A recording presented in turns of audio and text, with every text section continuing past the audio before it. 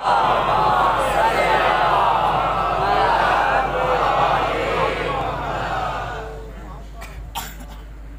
حول ولا قوة إلا بالله العلي العظيم حسبنا الله ونعم الوكيل نعم المولى ونعم النصير أعوذ بالله من الشيطان الرجيم بسم الله الرحمن الرحيم الحمد لله الذي يؤمن الخائفين وينجي الصالحين ويزع المستكبرين ويهلك ملوكا ويستخلف آخرين والصلاة والسلام على رسول الثقلين محبوب رب المشرقين والمغربين جد الحسن والحسين نبينا سيدنا بالقاسم محمد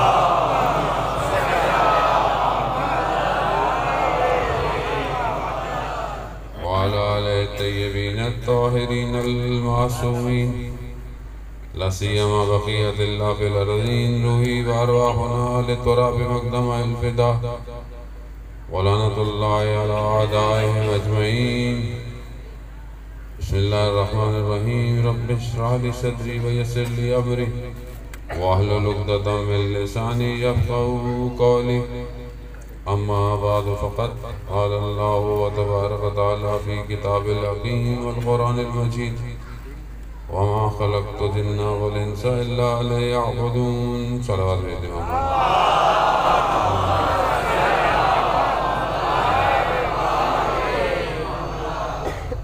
عزاداران شہید الشہداء ایام ماہ رجب ہے اور روز شہادت باب الحوائج امام موسیٰ کاظم علیہ الصلوۃ والسلام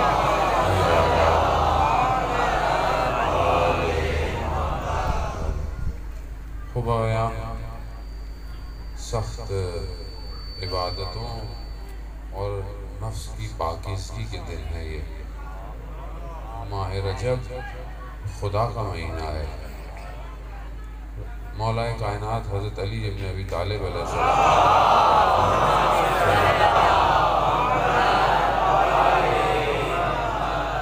مولا ارشاد فرماتے ہیں میں نے رسول خدا سے سنا کہ رسول فرما رہے ہیں کہ رجب پروردگار کا مہینہ ہے اور شعبان میرا مہینہ ہے اور رمضان جو ہے وہ امت کا مہینہ ہے اب خدا کی یہاں کسی چیز کو اپنے آپ سے منسوب کر دینا نسبت دے دینا اس وقت کی اس جگہ کی اہمیت کو بڑھا دیتا ہے ویسے تو سبھی خدا کا ہے ہر چیز بھی خدا کی ہوا بھی خدا کی سورج بھی خدا کا زمین بھی خدا کی سب کچھ خدا کا ہے لا یمکن الفرار من حکومت تیری حکومت سے کسی کا فرار نہیں ہے سب اسی کا ہے لیکن پھر بھی وہ کہتا ہے کہ کعبہ کی طرف سجدہ کرو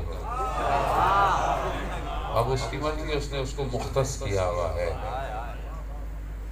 اب اس کی مرضی ہے کہ وہ روز عرفہ میں جو کہ حج والا دن ہوتا ہے پہلے تجلی کو کربلا پہ کرتا ہے بعد میں عرفہ پہ کرتا ہے اور اس کی مرضی ہے اس نے اس مہینے کو اپنا مہینہ قرار دیا اس کی مرضی ہے زمانہ اسی کا ہے مگر اس کی مرضی ہے وہ چاہتا ہے کہ تم جو اپنی زندگی میں اتنے مصروف ہو گئے سارے مہینوں میں تمہیں اس زمانے میں ایک ایسی سانس دوں گا ایک ایسا ٹنل دوں گا ایک ایسا راستہ دوں گا کہ اگر تم اس کی راتوں کو جاگو تھوڑا بہت اس کے دنوں میں استغفار کرو اس مہینے میں اگر تم نے چند روزے بھی رکھ لیے تو میں جہنم کی آگ کو تم سے بہت دور کر دوں گا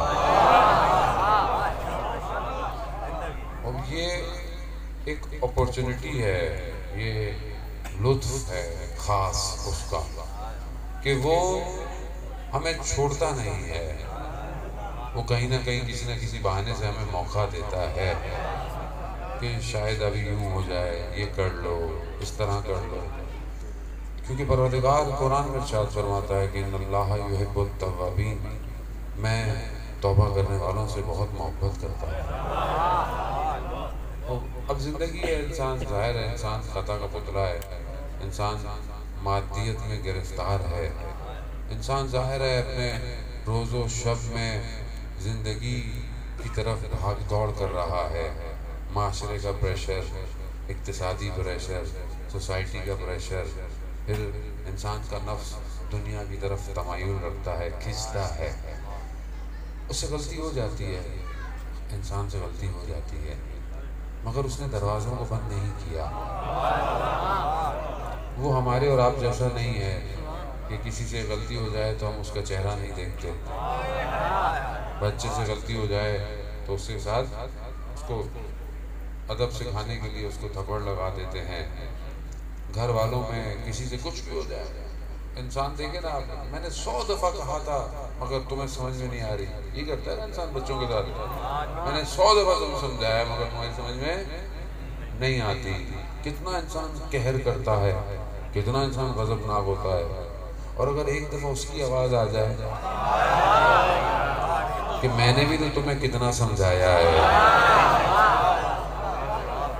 مگر وہ نہیں کرتا، جانے میں سیکھیں، توحید کو اپنی زندگی سے سیکھیں، اپنے اطراف سے سیکھیں کہ وہ اتنا مہربان ہے، جبکہ بچہ آپ کا اپنا ہوتا ہے، اس کے باوجود انسان بعض اوقات رحم نہیں کرتا اس کے اوپر، بچہ رو رہا ہو، تڑپ رہا ہو، کہتا ہے چلو صبح ہو جائے دیکھ لیں گے، یا باپ نہیں دیکھتا، ماں دیکھتی ہے، باپ چھوڑ دیتا ہے، مگر وہ ایسا نہیں ہے، وہ ہر وقت نہ اس کو نیند آتی ہے نہ اس کو اونگ آتی ہے، وہ ہر وقت اپنے بندے کی طرف توجہ کیے ہوئے ہے کہ شاید میرا بندہ کسی پہر میری طرف پلٹ آئے،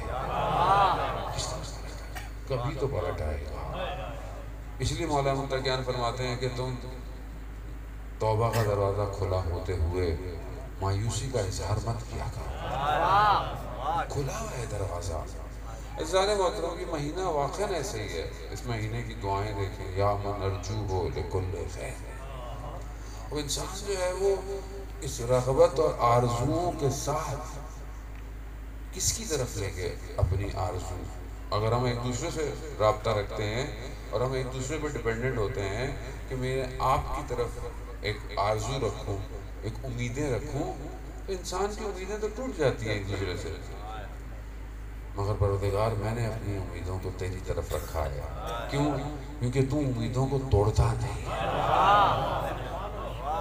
تو رجا کو ختم نہیں کرتا، تیرا دروازہ کھلا ہے، اسی دروازوں کی طرف، اسی مناجات کی طرف میرے مولا باب الحوائج 7ویں امام نے خدا کی بارگاہ میں درخواست کی، پروردگار اللہم صلی علی محمد و آل محمد،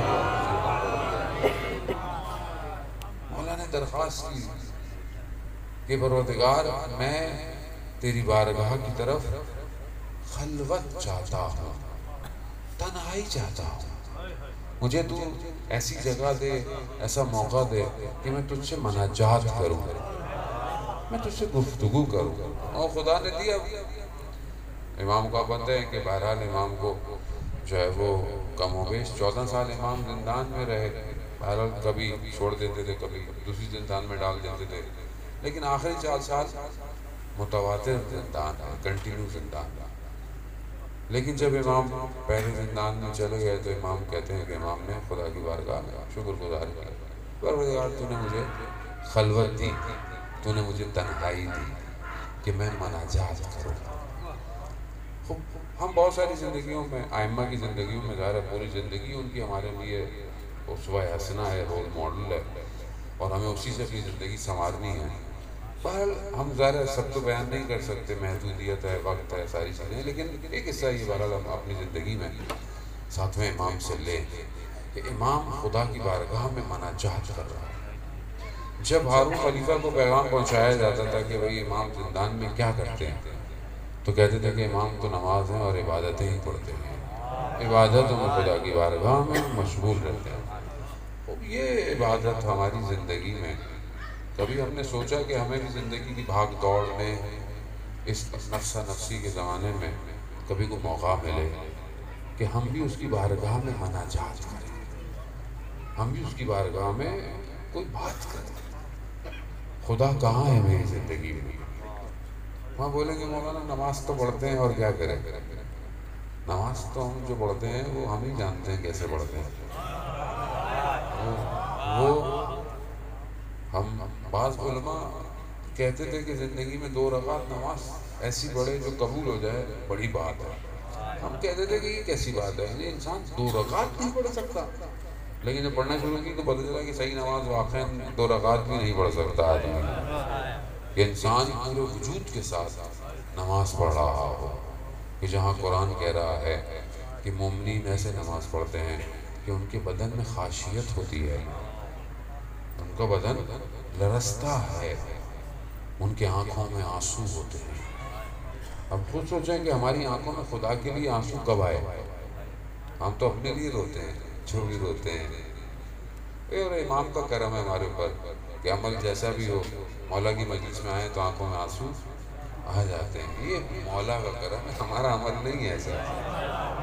یہ ان کا عمل ہے, یہ ان کا لطف ہے کہ انہوں نے ایسے کام انجام دیے جس کی وجہ سے آج تک ہمارے دل نرم ہیں. لیکن عزیزان محترم, ائمہ علیہ السلام نے جو قربانیاں دی, یا امام اتنے سال زندان میں رہے, کس کے لیے رہے؟ خدا کی دین کی خاطر, خدا کے دین کی ترویج کی خاطر. آج ہم خدا کے دین کے لیے کیا کر رہے ہیں؟ اب یہ اپنے آپ سے ظاہر ہے, انسان ایک دوسرے سے نہیں پوچھ سکتا, اپنے آپ سے پوچھ سکتا ہے میں اپنی زندگی میں کیا ایسا کر رہا ہوں کہ میری زندگی خدا کی طرف بڑھے. کیونکہ دیکھیں وہ ظاہری زندان تھا اور شیعہ اپنے کاموں میں مصروف تھے, امام زندان تھا. آج ہزاروں سال ہو گئے, وقت کا امام غیبت کے پردے میں ہے, اور آج ہم اپنی زندگی میں مصروف ہیں. ایسی ہے نا, اس کو آپ کمپیئر کریں. ہم اس وقت زندان سے نہیں شیعہ باہر نکال پائے, آج غیبت سے پردوں سے امام کو باہر نہیں لا پا رہے. اس کی وجہ کیا ہے؟ اپنا عمل ہے. آیت اللہ عثمان بہجت رضوان اللہ تعالیٰ علیہ فرماتے تھے کہ امام تو حاضر ہیں, ہم اور آپ نہیں دیکھ سکتے. کیوں نہیں دیکھ سکتے؟ کیونکہ ہمارا عمل پردہ بنا ہوا ہے. اب انسان عمل کو صحیح کرے. عمل انسان کیسے صحیح کرے؟ انسان صرف نماز روزہ عبادت نہیں ہے, عبادت انسان کی پوری زندگی عبادت ہے. مولا متقیان حضرت علی ابن ابی طالب علیہ السلام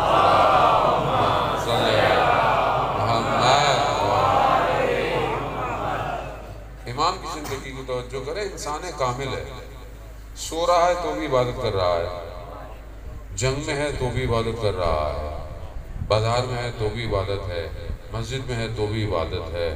یعنی زندگی ہر چیز عبادت ہے. اب یہی تو ہے کہ ہم اپنی زندگی میں دیکھیں کہ صرف ایسا نہیں ہے کہ مسجد میں آئیں تو بہت اچھے ہو جائیں, امام بارگاہ میں آئیں تو بہت مولائی ہو جائیں, باہر نکلیں تو پھر کیا ہوگا, بازار میں ہوں تو کیسے ہوں, لین دین میں ہوں تو کیسے ہوں, اپنی خلوت میں تنہائی میں ہوں تو کیسے ہوں, اپنے گھر میں ہوں تو کیسے ہوں. یہاں تو بہت اچھے ہیں, سب جو ہے وہ ہاتھ بھی جوڑتے ہیں, سائیں گھر میں اپنی زوجہ کے ساتھ کیسے, اخلاق کیسا ہے والدین کے ساتھ. اسلام تو پیکر ہے نا, پورا اسلام پورا پیکج دیتا ہے. اسلام یہ نہیں دیتا کہ ایک جگہ اچھا ہو باقی جگہ خراب ہو جاؤ, نہیں. کیونکہ ساری نیکیاں کرتے رہو, ایک برائی کرو تو ساری نیکیاں ختم.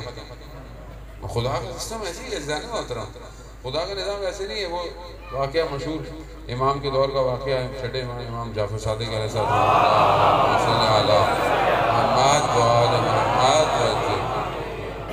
امام کو پتہ چلا فلانا شخص ہے, روٹی کی دکان پہ جاتا ہے, 2 لیتا ہے, 2 چوری کر لیتا ہے, چوری کرتا ہے, اس طرح ایک جاتا ہے, پھر وہ کچھ روٹیاں خدا کی راہ میں دے دیتا ہے, پھر چلا جاتا ہے, اور اسی طرح اپنا روٹین بنایا ہوا ہے. تو اس سے پوچھا کسی نے کہ بھئی یہ تم کیا کر رہے ہو, چوری بھی کرتے ہو اور پھر کہتے ہو کہ کسی غریب کو بھی کھلا دو. کہتا ہے کہ ایک برائی کا عذاب جو ہے وہ برائی کا وہ ایک برائی ہے، لیکن ایک اچھائی کرنے کا ثواب بہت زیادہ ہے، تو وہ جو میں اچھائیاں کرتا ہوں اس کا ثواب میری برائیوں کو ختم کر دیتا ہے۔ اب جب امام کی خدمت میں یہ بات پہنچی تو امام نے اس کو روکا، بولا یہ کیا کر رہے ہو، یہ کون سی اچھائی ہے؟ اصل جس کی ستون یا بیس یا جس درخت کی جڑ ہی صحیح نہ ہو اس کے پھلوں کو آپ کیا کریں گے؟ تو ایسا نہیں ہے کہ میں مسجد میں جاؤں اچھا کام کر لوں، باہر جا کے چوری کر لوں، برائی کر لوں، غیبت کر لوں، نہیں۔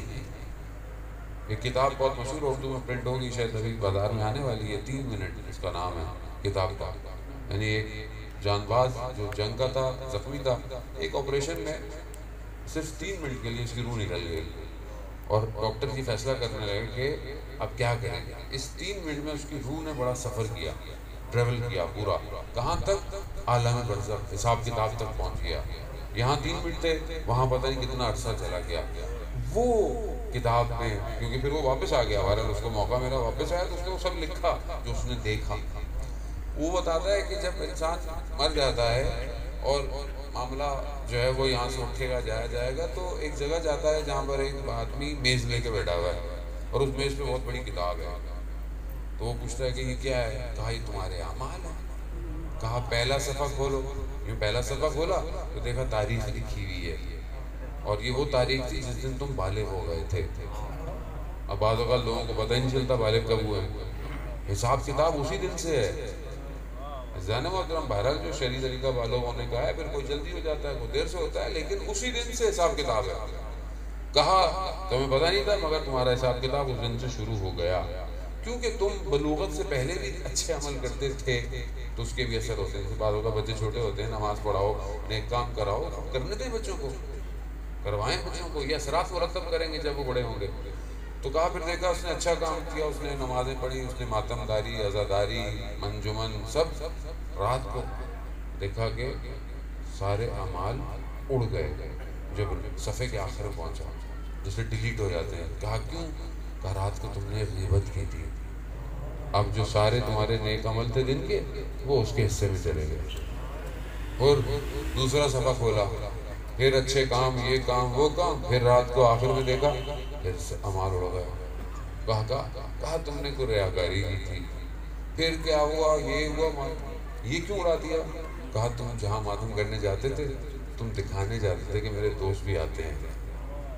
کتنا باریک ہے خدا قرآن میں کہتا ہے کہ میں ذرہ برابر بھی تم نے نیکی کی ہوگی دکھاؤں گا، اور ذرہ برابر اگر خدا نہ خواستہ برائی کی ہوگی نا وہ بھی دکھاؤں گا۔ تو یہاں سارے اعمال اڑ جاتے ہیں آدمی کے۔ اب آدمی کو ہمیں تو نظر نہیں آ رہا، جس کو نظر آتا ہے اسے پتہ چلتا ہو اعمال کہاں گئے، کیونکہ جو اپنی کوشش کرتا ہے اپنے نفس کو پاک کرنے کی، اگر اس کی زبان سے غلط لفظ میں نکل جائے نا تو اس کی روح میں بوجھ محسوس ہوتا ہے۔ انسان کو رات کو گناہ ہو جائے تو فجر کی نماز میں نہیں اٹھتا، 100 الارم لگا لیں آپ، نہیں اٹھیں گے۔ کیوں؟ کیونکہ روح بھاری ہو گئی ہے، اٹھنے نہیں دے گی۔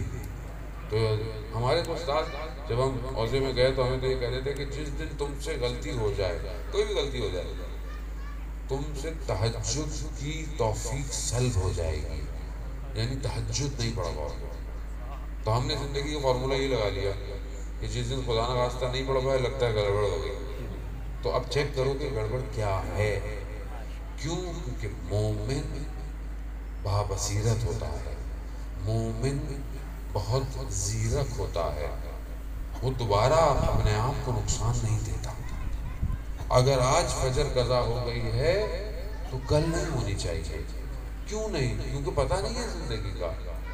ہم سے کوئی بھی عمل پوچھتا ہے، مولانا کوئی عمل دیں کرنے کا، ہم کہتے ہیں فجر کی نماز کے بعد یہ عمل کرو، کہتے ہیں مولانا کو ظہر کے بعد والا نہیں ہے، عصر کے بعد والا نہیں ہے۔ میں نے کہا ہمارے سارے عمل فجر والے ہیں۔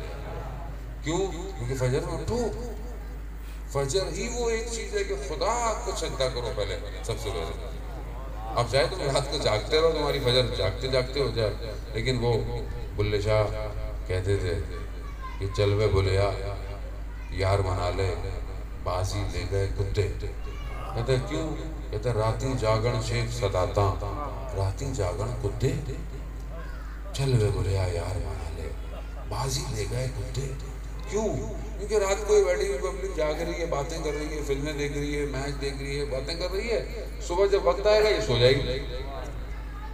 اور کتا ساری رات حفاظت کرتا ہے، لیکن جب صبح ہوتی ہے نا تو مالک کے دروازے پہ آ کے بیٹھ جاتا ہے. چل وے بولیا یار منا لے، بازی لے گئے کتے. عزیزان محترم، انسان خدا کے لیے کوشش کرے. کیوں میں نہیں خدا کو پا رہا؟ مولا امام حسین دعا عرفہ میں ارشاد فرماتے ہیں اللہم صلی علی محمد وعلی محمد وعجل فرجہ. امام فرماتے ہیں کہ پروردگار جس نے تجھے نہیں پایا اس نے کیا پایا، اور جس نے تجھے کھو دیا اس نے کیا پایا. وہ ہم اپنی زندگیوں میں کیا پا رہے ہیں؟ بے شک وہ آپ چاہے چھوٹے شہر میں رہتے ہوں، چاہے بڑے شہر میں ہوں، چاہے گاؤں میں رہتے ہوں، زندگی تو ایک ہی ہے. وہاں مصروفیت کچھ اور ہوتی ہے، یہاں مصروفیت کچھ اور ہے. ویسے بھی آج کے دور میں جہاں پہ انٹرنیٹ ہر جگہ آ گیا ہے، موبائل ہاتھوں میں آ گئے ہیں، ہر چیز آ گئی ہے، تو اب تو سب ویسے ہی گلوبل ہو گیا ہے. بس ہم نے اچھائیاں دنیا کی خریدی نہیں، ہم نے برائیاں سب گلوبل کر لی. یعنی اب آپ ہر بری چیز جو وہاں دیکھی جاتی ہے وہاں بھی دیکھی جاتی ہوگی. آپ کو نہیں کہہ رہا خدا نہ خواستہ، ویسے کہہ رہا ہوں. اب گناہ سستا ہو گیا ہے، برائی کرنا عام ہو گیا ہے. مطلب گناہ نہیں رہا، برائی نہیں رہی، محرم نامحرم نہیں رہا. پہلے دروازہ کسی کا کھلا ہوتا تھا تو انسان جھانکتا نہیں تھا اس کے اندر، وہ شاید غلطی سے کھلا رہ گیا ہے، شاید کسی کی ناموس عزت ہو گھر کے اندر. فقہی قانون ہے اسلام میں کہ اگر اپنی چھت پہ جاؤ تو برابر والوں کو بتا کے جاؤ. شاید کوئی خاتون بغیر حجاب کے گھوم رہی ہو، یعنی اتنا اسلام توجہ دیتا ہے. اب کیا ہوا؟ اب تو ساری در و دیوار ختم ہو گئی، چار دیواری ہے ہی نہیں. اب تو سب فیس بک پہ، انسٹاگرام پہ، ہر کسی نے اپنے دیواروں کو گرا کر اپنی تصویروں کو اس فیس بک کی دیواروں پہ ڈال دیا ہے. اب ہر کوئی دیکھ رہا ہے، اب کوئی در و دیوار نہیں رہی ہے اسلام میں. یعنی کہاں جا رہے ہیں ہم؟ وہاں ایک نابینا شخص گھر میں آتا ہے، بیوی فرماتی ہے بابا میں چادر اوڑھ لوں. کہا بیٹا یہ نابینا ہے. کہا بابا وہ نابینا ہو مگر میں تو دیکھ سکتی ہوں، میں تو دیکھ سکتی ہوں. یہ ہے. اور ہم کہاں آ گئے ہیں عزیزان؟ یہی وجوہات ہیں چھوٹی چھوٹی جو خدا سے دور کر رہی ہے. پھر انسان زندگی میں پریشان ہوتا ہے، پھر مشکلات کا شکار ہوتا ہے. اسی بھاگ دوڑ میں لائٹ بند ہو جاتی ہے زندگی کی اور انسان قبر میں چلا جاتا ہے. اب پھر اپنے قبر کے الگ معاملات ہیں، قبر کی الگ داستان ہے. لیکن جب تک زندہ ہے غفلت میں رہتا ہے، لوگوں کو دفنا رہا ہوتا ہے مگر اس کو یہ نہیں پتا کہ ایک دن اسے بھی کوئی کندھوں میں لے کے دفنائے گا. آیت اللہ دستغیب بیان کرتے ہیں کہ دو دوست تھے، زیارت پہ جا رہے تھے، لیکن حالات اس زمانے میں دوسرے تھے، نہیں جا پائے. آخر ایک جگہ پر کوئی حملہ ہوا، ایک کا انتقال ہو گیا، عاق ہو گیا، ایک گھر واپس آ گیا. خواب میں دیکھتا ہے اپنے دوسرے دوست کو، دیکھتا ہے کہ بڑا سرسبز باغ ہے، بڑی اچھی جگہ پر ہے. خوش ہوتا ہے کہ بڑی اچھی جگہ ملی تمہیں مرنے کے بعد، لیکن محسوس کرتا ہے کہ اس کے پاؤں میں کوئی تکلیف ہوتی ہے. سوچتا ہے یہ کیا ہے؟ کہا ایک بچھو ہے جو روز مجھے کاٹتا ہے. وہ کہا یہ کیوں؟ کہا یہ رہے گا میرے پاس جب تک قیامت نہیں آئے گی. اب آپ سوچیں کہ سب کچھ اچھا ہو اور ایک بچھو کاٹتا رہے آدمی کو. کہا یہ وجہ؟ کہا میں ایک دن دوست کے گھر کھانے میں گیا تھا تو وہاں پر پھل کاٹنے والی جو چھری تھی وہ بڑی خوبصورت تھی. میں نے وہ چھری اٹھا کر اپنے جیب میں رکھ لی اور گھر لے آیا. یہ وہ چھری ہے جو بچھو کی صورت میں ہے. حالانکہ اس کی قیمت کیا ہوگی؟ اس کی پرائس کچھ بھی نہیں. کہا میں کچھ کر سکتا ہوں. کہا میرے گھر جاؤ، میری زوجہ سے کہو فلانی جگہ وہ ہے، اٹھاؤ اور جا کر اس دوست سے حلالیت طلب کرو، اسے کہو کہ مجھے معاف کرے. اب یہ ظاہراً دنیا میں نہیں لگتا کہ کسی کی کھیت کے اوپر سے گزر گئے، پاؤں رکھ کے اس کے گندم کے دانے توڑ دیے، یا اپنا جانور چھوڑ دیا جا کے وہ کھا لے گا تو کیا فرق پڑتا ہے؟ پانی 3 بجے رات کو لگانا تھا، 2:30 بجے لگا دیا، کسی اور کا پانی تھوڑی دیر کے لیے آ گیا، کیا ہے؟ یہ ایک ایک قطرہ قیامت میں سمندر بن جائے گا، عذاب بن جائے گا، اور وہاں کچھ نہیں ہو پائے گا۔ وہاں یہ نہیں ہوگا کہ میں جاؤں، وہاں جانا ہے ہی نہیں۔ وہ روز حسرت ہے، قرآن میں کہتے ہیں کہ وہ یوم حسرت ہے، وہ حسرت کہیں گے لوگ، کاش دوبارہ زندگی میں جانے کا موقع مل جائے۔ حضرت عیسیٰ علیہ السلام نے اپنی والدہ حضرت مریم سلام اللہ علیہا کو دیکھا خواب میں، کہا کہ والدہ آپ دنیا میں آنا پسند کریں گی؟ کہا ہاں۔ کہا آئیں گی تو کیا کرنا چاہیں گی؟ کہا کہ گرمیوں میں، سخت گرمیوں میں دن میں روزے رکھوں گی اور راتوں کو عبادت کروں گی، کیونکہ یہی وہاں ملنے والا ہے۔ اور یہاں مشکل ہوتا ہے انسان کو، وہاں تو جانے محترم یہاں لگتا ہے تھوڑی سی چیز ہے، کسی یتیم کا حق ہے، بہن بھائیوں کا حق ہے، کیا کریں گے؟ کروڑوں روپے بھی کھا لیں تو کتنا ہمارے حکمرانوں نے کتنے اربوں کروڑوں کھایا ہوگا، کیا ہوا؟ خوبصورت ہو گئے، کیا ہوا؟ کیا ملا؟ کیا ملنا ہے؟ جتنا بھی کھا لیں جانا تو اسی 6 بیٹے کی قبر میں، وہ بھی نصیب ہو یا۔ تو جتنے بھی ستمگار تھے زمانے کے، فرعون، ہارون، شداد، کہاں گئے؟ انا ربکم الاعلیٰ، اپنے آپ کو رب کہنے والے کہاں گئے؟ دفن ہو گئے۔ جانے محترم کس کا نام رہ گیا؟ نام صرف خدا کا ہے، اور جو خدا کے نام کو رکھے گا اسی کا نام رہے گا، لیکن جو اپنے ناموں کے چکر میں رہے گا وہ اپنا نام کہاں رہے گا؟ اپنا نام تو کچھ نہیں رہتا۔ اپنے آپ کو اس سے جوڑو۔ ابو علی سینا جو بہت بڑا آپ کو بتایا کہ حکیم بھی تھا، فلاسفر بھی تھا، اور ساری چیزیں لکھی اس نے، ابھی بھی اس کی کتابیں پڑھائی جاتی ہیں لندن میں۔ وہ اور اس کا ایک شاگرد تھا، شاگرد اس کا بہت جو تھا وہ انٹیلیجنٹ تھا۔ اس نے شاگرد کو لیا بھی بڑے طریقے سے تھے، شاگرد اس کے ساتھ رہتا تھا، ہر وقت اس کو یہ کہتا تھا کہ اتنا آپ کے پاس علم ہے۔ ابو علی کے پاس بہت علم تھا، اتنا نابغہ انٹیلیجنٹ تھا ابو علی، یہ کہتا ہے کہ جب میں پیدا ہوا تو مجھے پتا تھا کہ آسمان کیسا تھا، یعنی اتنا ڈیٹیل تھا۔ یہ اس کو کہتا تھا تم اتنے سب کچھ تمہیں آتا ہے تو تم نبوت کا دعویٰ کیوں نہیں کر لیتے کہ بولو بھائی تم نبی ہو، اتنا علم ہے تمہارے پاس، حکیم تم ہو، فلاسفر تم ہو، فلانا تم ہو، قاضی تم ہو، ساری چیزیں تم۔ خاموش رہتا ہے، بات نہیں کرتا۔ ہمدان میں شدید سردی، برف، اس نے فجر سے پہلے اپنے شاگرد سے کہا جاؤ باہر جا کر پانی لے آؤ۔ شاگرد بھی بڑا تیز تھا، اب باہر جانا نہیں تھا، سردی ہو رہی تھی، تو کہتا ہے کہ باہر کا جو ہے درجہ حرارت وہ منفی ہے اور اندر کا درجہ حرارت اوپر ہے، بدن اگر اس میں جائے گا مریض ہو جائے گا، تو آپ تیمم کر لیں، پانی نہیں۔ ایک خاموش رہا، اس نے بولا 500 سے 700 ہجری کے درمیان یہ ابو علی سینا کا ٹائم لائن۔ تھوڑی دیر بعد، اس زمانے میں اسپیکر نہیں ہوتے تھے، تھوڑی دیر بعد مینار سے اذان کی آواز آئی، مینار پہ چڑھ کے اذان دیتے تھے۔ جیسے ہی مؤذن نے کہا نا اشہد ان محمد رسول اللہ، اللہ صلی علی محمد،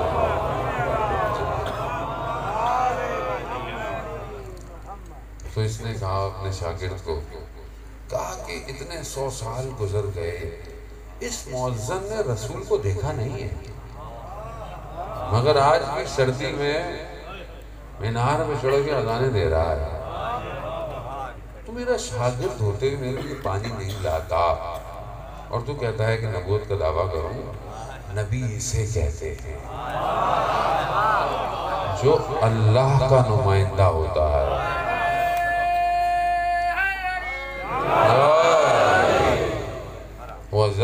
یہ نبی ہوتا ہے، یعنی اللہ کا نمائندہ ہے، یہ اللہ کے لیے آیا، اس لیے اللہ نے اس کے نام کو پوری دنیا میں پھیلا دیا۔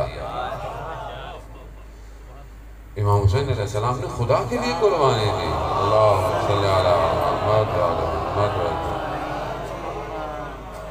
خدا کے لیے قربانی دی، خدا کے لیے سب کچھ کیا، تو خدا نے کیا کیا؟ ساری خدائی امام حسین کو دے دی۔ اب چاہے تم ایک قدم بڑھاؤ، تمہیں اتنے حجوں کا ثواب، اتنی زیارتوں کا ثواب، اتنے روزوں کا ثواب، جب تم جاؤ گے، جب تم زیارت کر کے واپس آؤ تو بالکل ایسے ہو جیسے اپنی ماں کے پیٹ سے پیدا ہوا۔ یہ سب امام حسین کے پاس ہے۔ کیوں؟ کیونکہ سب خدا کے لیے کیا۔ یہی ہمیں بھی دعوت دی جا رہی ہے کہ آپ بھی آئیں اور خدا کے لیے کریں جو کرنا ہے، خدا کی خاطر۔ خدا کی خاطر جو ہے وہ انسان لوگوں کو دھوکہ دے سکتا ہے، خدا کو دھوکہ نہیں دے سکتا۔ ایک دوسرے کے سامنے اچھے ہو سکتے ہیں، اچھے کپڑے پہن سکتے ہیں، خوشبو لگا سکتے ہیں، خدا کی خاطر نہیں۔ ساتویں امام موسیٰ کاظم علیہ السلام صلی اللہ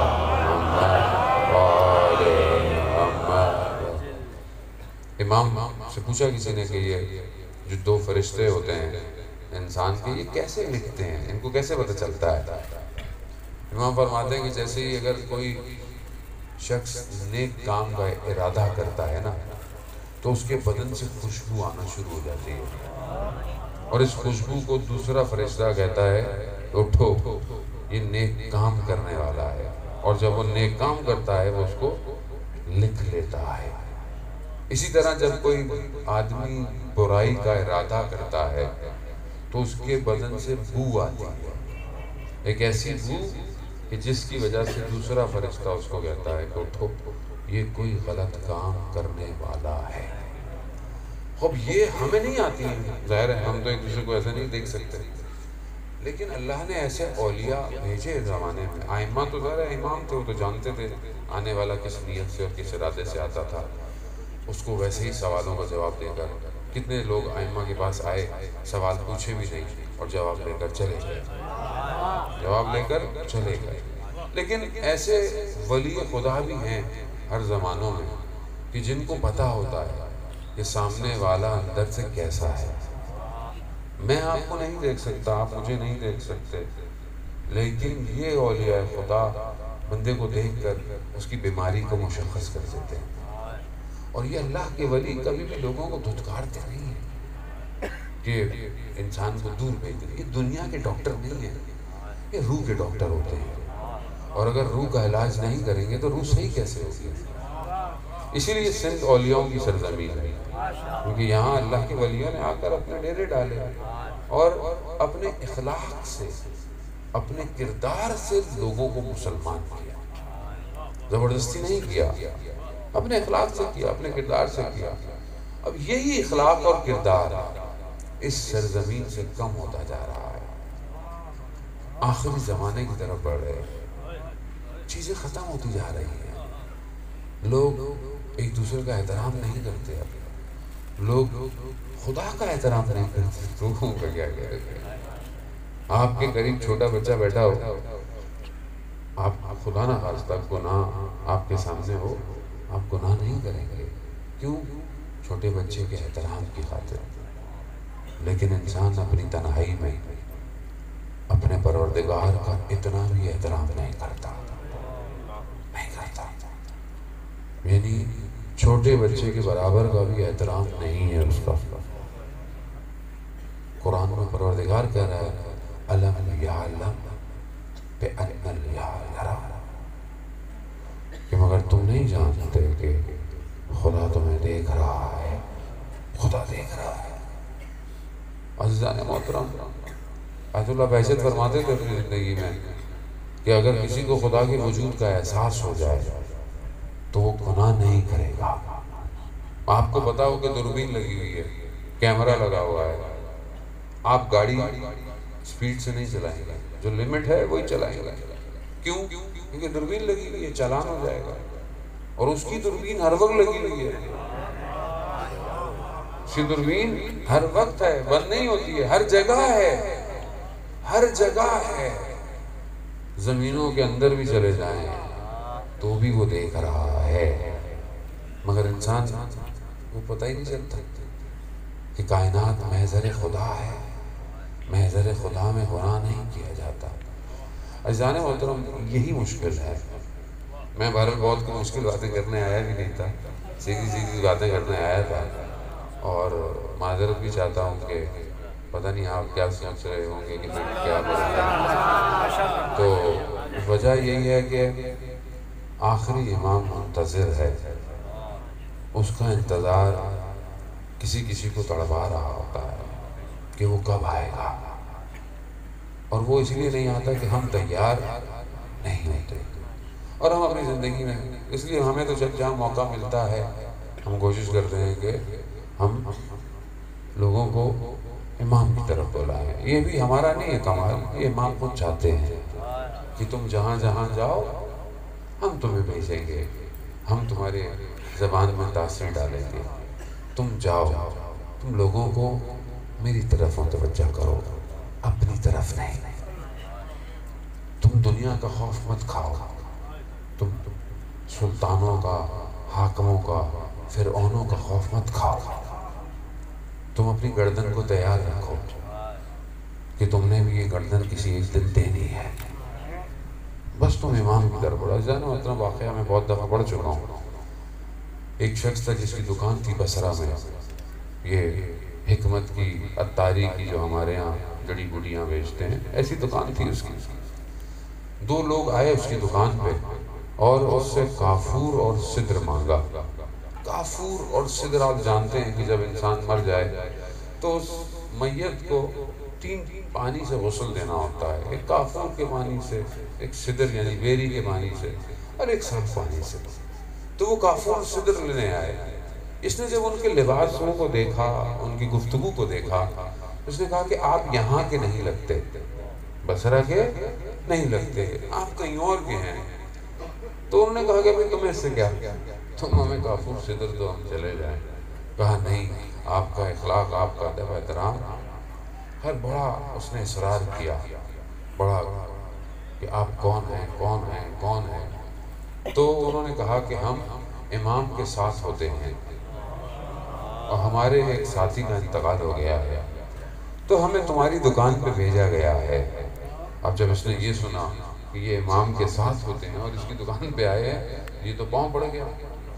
کہا کہ مجھے امام کے پاس لے کے جاؤ۔ انہوں نے کہا کہ نہیں، ہمیں اجازت نہیں ہے، ہمیں اتنی اجازت تھی۔ کہا نہیں۔ بہت جب اس نے اصرار کی، التجا کی، تو ان کا ایک شرط پہ لے جائیں گے۔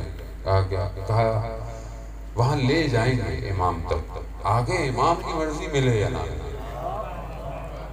اس نے کہا کہ ٹھیک ہے، مجھے قبول ہے۔ اس نے کافور سدر اٹھایا، دکان بند کی، چلنا شروع کیا۔ چلتے چلتے رستے میں پانی آیا۔ اب دیکھا کہ وہ دو لوگ پانی کے اوپر چل رہے ہیں۔ اب یہ کھڑا ہوا، انہوں نے مڑ کے دیکھا کیا کر رہے ہو؟ کہا میں پانی پہ کیسے چلوں؟ کہا بسم اللہ پڑھو اور اللہ کو اس کی آخری حجت کا واسطہ دو۔ اس نے دیکھا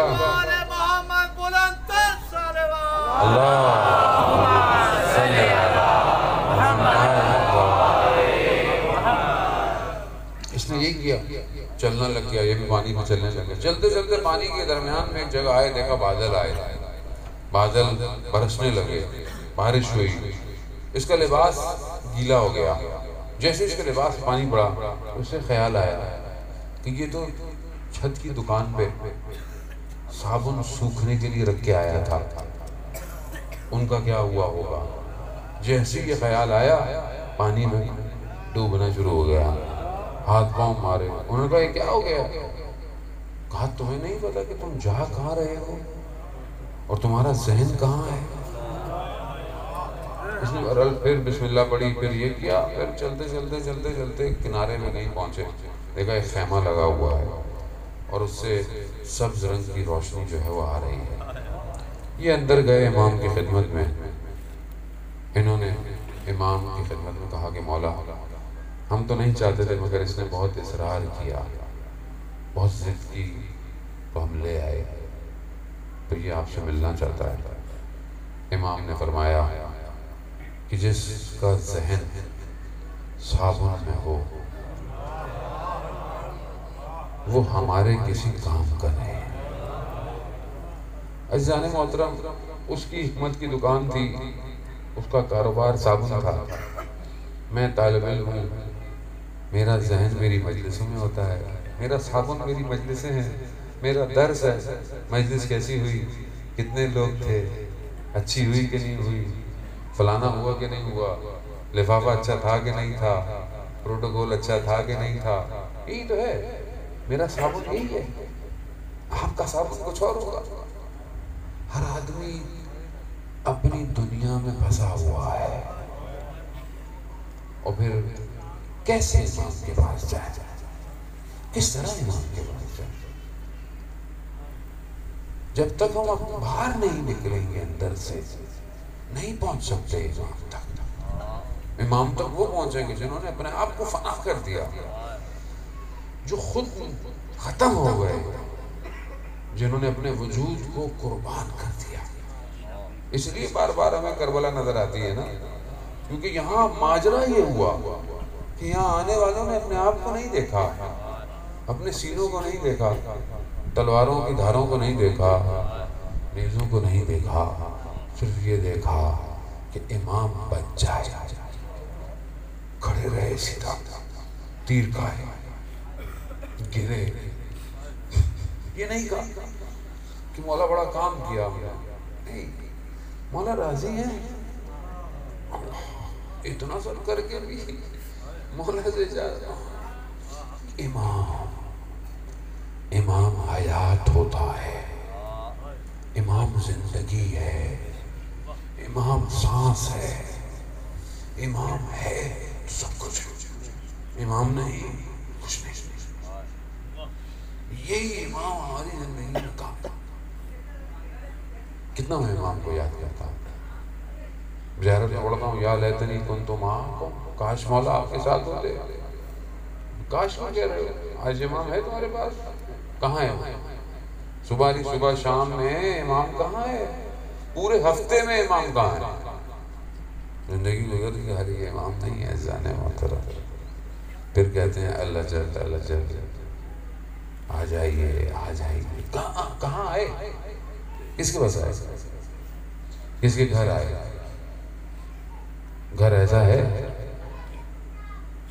استاد دانش مند واقعہ پڑھتے ہیں، کہتے ہیں کہ بچے نوجوان تھا، اس نے دیکھا گھر کی بیل بجی، بیل ایسی ہوتی ہے کیمرے لگے ہوئے، تصویر آتی ہے جو بیل بجا، کہا دیکھا کہ کوئی سب جو ہے وہ شال اڑے ہوئے کوئی عربی جوان ہے، کہا کون؟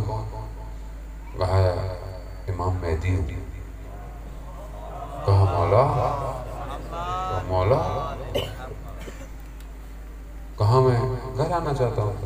کہا مولا 2 منٹ میں ذرا گھر صاف کروں، صحیح کروں، گھر کو صحیح کیا، دیر ہو گئی، باہر نکلا، دیکھا امام گلی کے کونے پہ کھڑے ہوئے ہیں، خدا کی بارگاہ میں آنکھوں میں آنسو ہیں۔ خدا گواہ رہنا، میں نے سب کا دروازہ کھٹکھٹایا، کوئی 2 منٹ کہتا ہے، کوئی 3 منٹ کہتا ہے، مگر کوئی تیار نہیں ہے۔ آپ خود سوچیں نا، میرا موبائل ایسا ہے، مجھے امام زمانہ بولے اپنا موبائل دو مجھے ذرا، میرا موبائل اتنا پاک ہے کہ میں امام کو دوں، تو جب میں موبائل نہیں دے سکتا تو جان کیسے دوں گا؟ کیسے دوں گا میں امام کو؟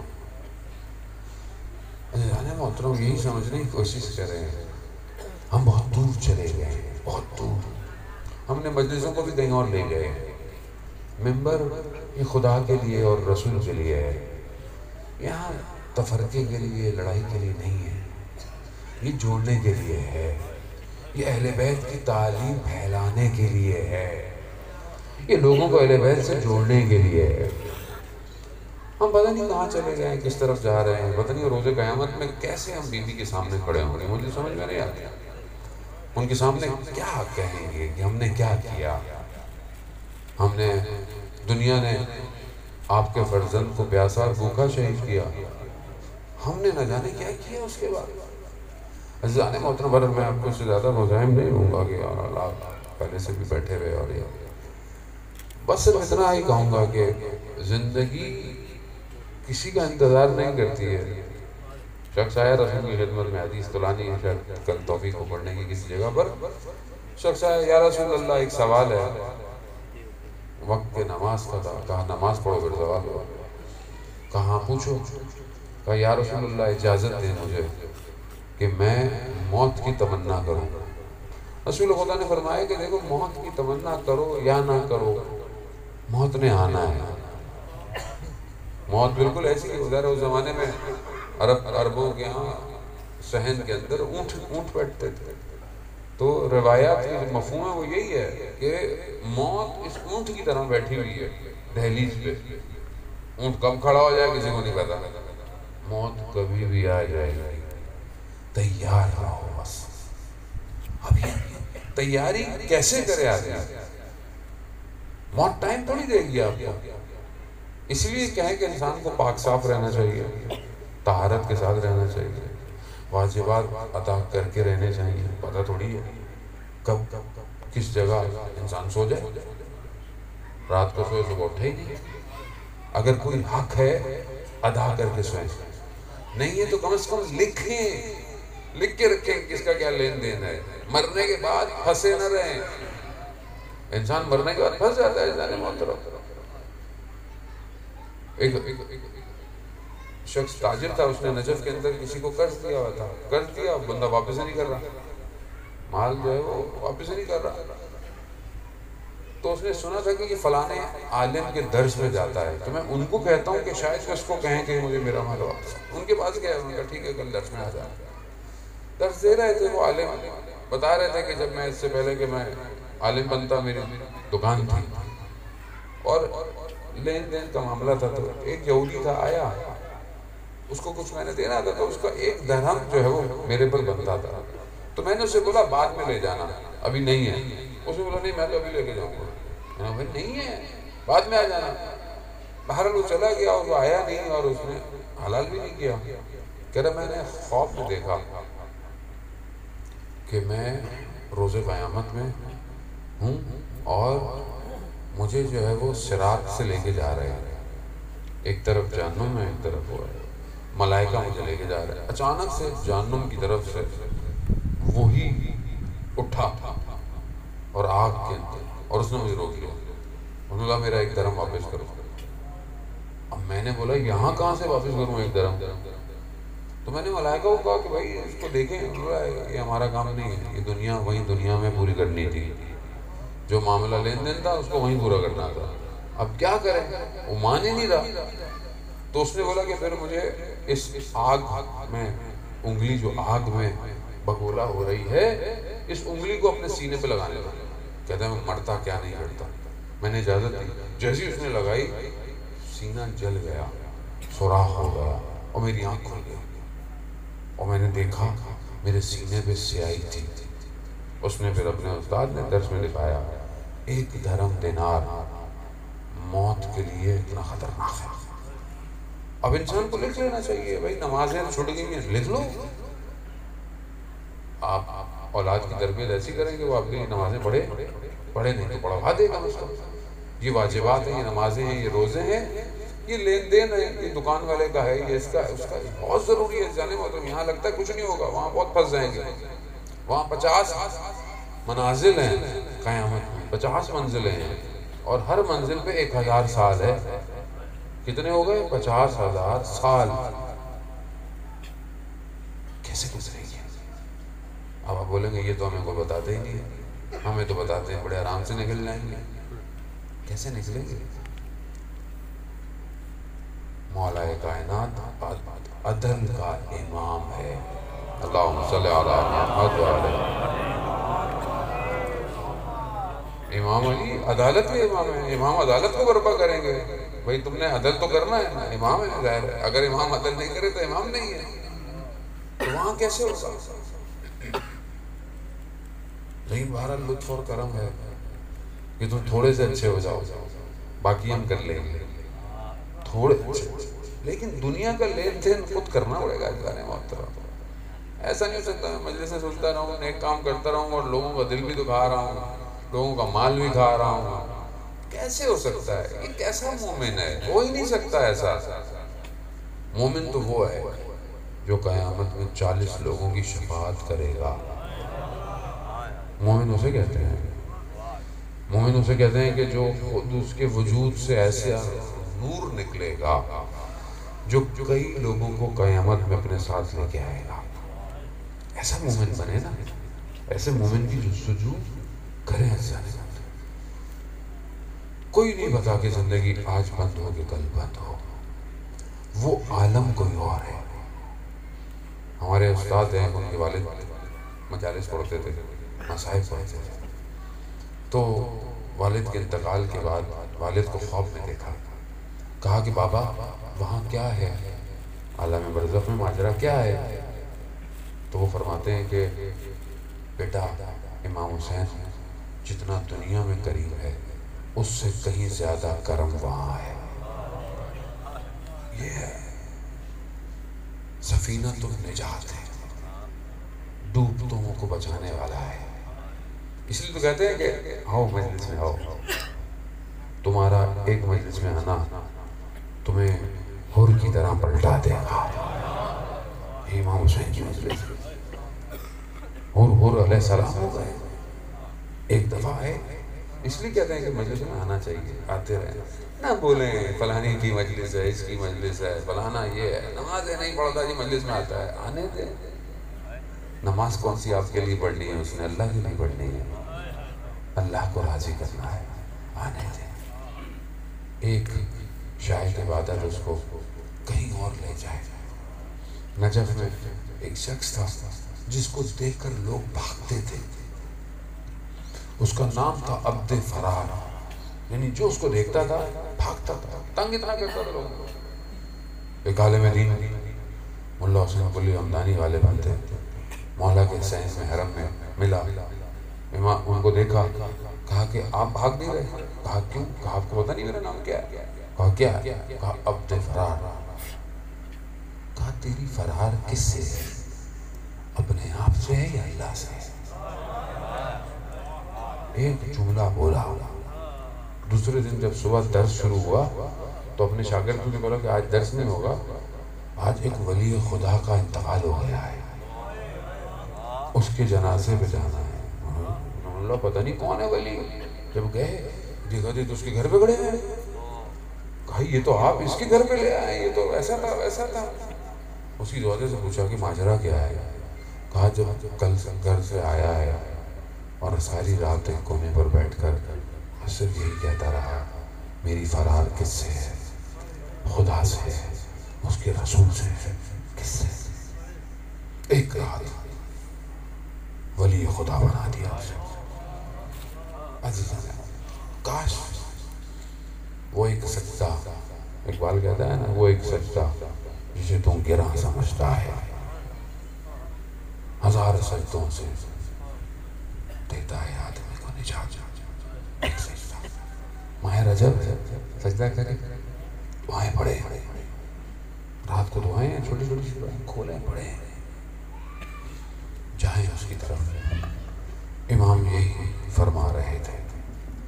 بس عزیزان محترم، آپ کی زحمت تمام، پھر زندگی رہی تو نہ جانے کب۔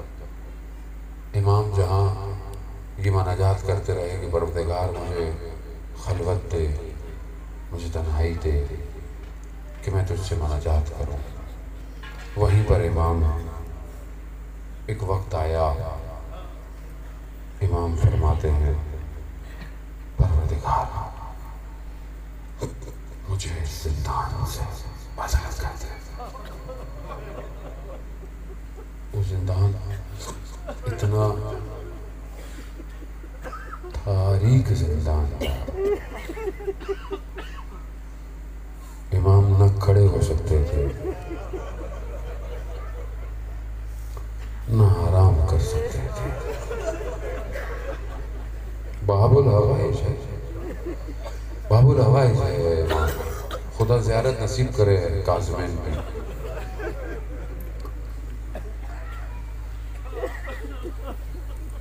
امام نے اتنی سختیاں برداشت کی، چاہنے والے آئے، کہا کہ ہمیں امام کی زیارت کرا دو۔ انہوں نے ایک سوراخ دکھایا، کہا اس میں سے دیکھ لو، کیونکہ اجازت نہیں ہے۔ دیکھا تو کچھ نظر ہی نہیں آیا۔ کہا کہ یہاں تو کچھ بھی نہیں ہے۔ کہا غور سے دیکھو۔ غور سے دیکھا تو ایک کپڑا نظر آیا، زمین پر پڑا ہوا ہے۔ کہا یہاں تو کپڑا ہے۔ کہا یہی تمہارا امام ہے۔ اللہ اکبر۔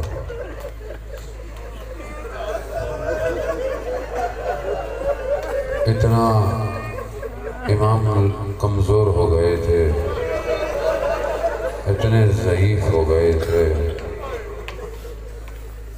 ایسے زندان تھے کہ تبھی تو امام نے کہا خلصنی پروردگار، مجھے خالص نکال یہاں سے، نکال۔ اللہ اکبر۔ عزیزان محترم، امام کو زہر دیا گیا۔ اس سے پہلے کہ میں آخری جملوں کی طرف آؤں، بیٹیاں بہت پیاری ہوتی ہیں نا۔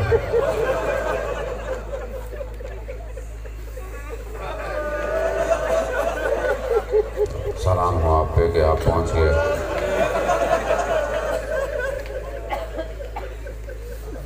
ہاں اللہ، ہم تو ساری زندگی امام کی بیٹی کی حرم کی خاک سے ہم تو پلے بڑے ہیں۔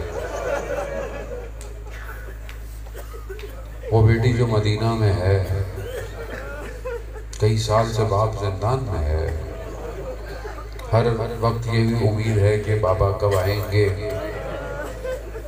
جب امام جا رہے ہوں گے یقیناً بی بی بابا سے رخصت ہوئی ہوں گی، نہ جانے کتنی سختیاں ہوں گی، کتنا انتظار ہوگا۔ ظاہر ہے آپ بھی بہت سے لوگ باپ ہوں گے، جاتے ہوں گے، شہر سے باہر جاتے ہوں گے، بیٹیاں آپ کی بھی ہوں گی، انتظار کرتی ہوں گی کہ بابا کب آئیں گے،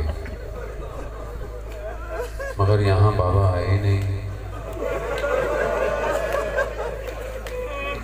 دیکھا بھائی امام رضا کو سیاہ شال اوڑھ لی ہے۔ بی بی سمجھ گئی بابا چلے گئے۔ یا حضرت معصومہ اشفعی لی فی الجنہ، ابھی بھی ہماری شفاعت کیجیے گا، آپ کے بابا کی مصائب پڑھنے آئے گئے۔ اللہ اکبر۔ میں بھی کم میں تھا تو میں بی بی کی خدمت میں آخری رات عرض کر کے آیا، یا حضرت معصومہ جہاں جا رہا ہوں وہاں آپ کے بابا کی مجلسیں ہیں، مدد کیجیے گا۔ اللہ اکبر۔ بغیر ان کے در کے آدمی تو کچھ بھی نہیں ہے، سب انہی کا در ہے، سب یہی ہے، یہی ہیں جو لطف کرتے ہیں تو آدمی ہیرا بن جاتا ہے۔ لیکن سلام ہو ایک اور بیٹی پر، یہ تو مدینہ میں تھی نا، انہوں نے دیکھا تو کچھ نہیں نا۔ بغداد کے پل پر جنازہ، اور جنازے میں بھی جو ہے وہ زنجیریں ہیں۔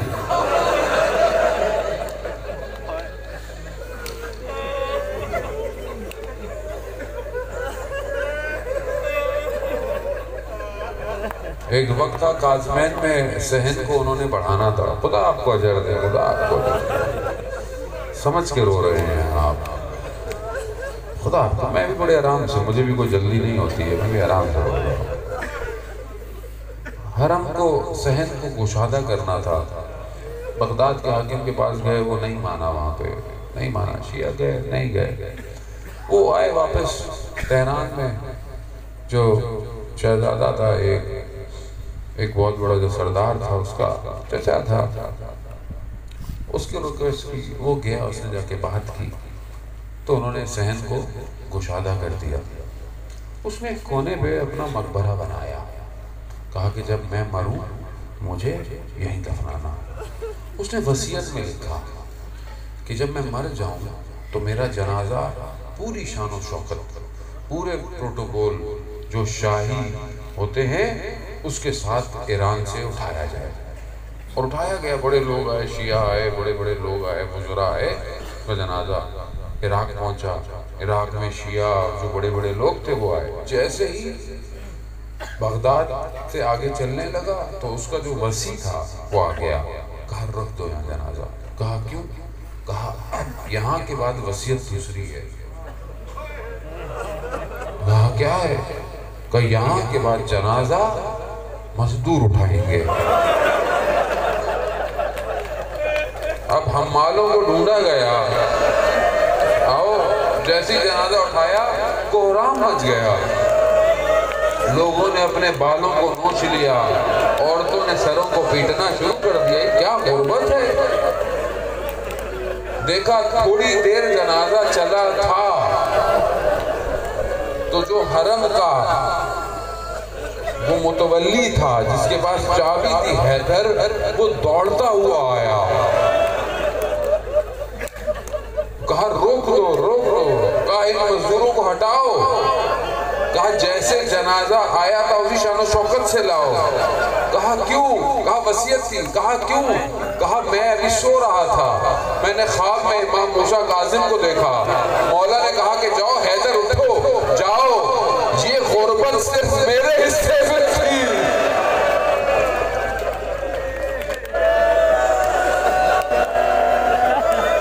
یہ غربت صرف میرے حصے میں تھی۔ پروردگار آپ کو اس کا عجر دے۔ مزدوروں نے جنازہ اٹھایا۔ مگر میں بس آخری جملے، بس آخری، خدا آپ کو قبول کرے، خدا کوئی غم نہ دے سوائے غم حسین کے، خدا کاظمین کی زیارت نصیب فرمائے۔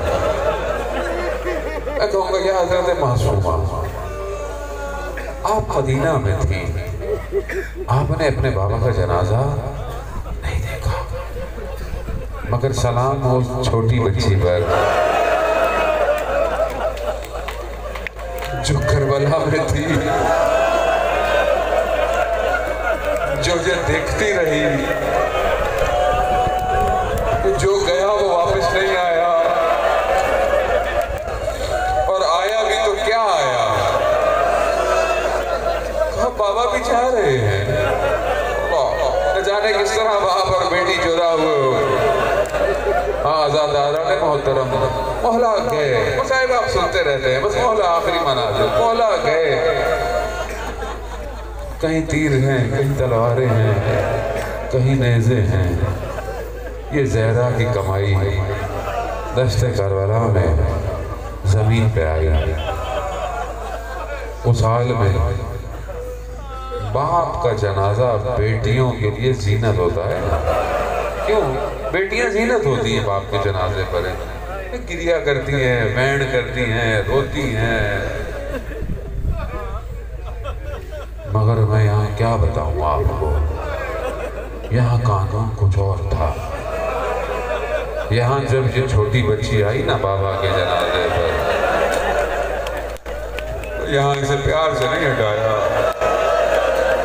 یہاں اسے تھاسیانوں سے، یہاں اسے تماچوں سے ہٹایا گیا۔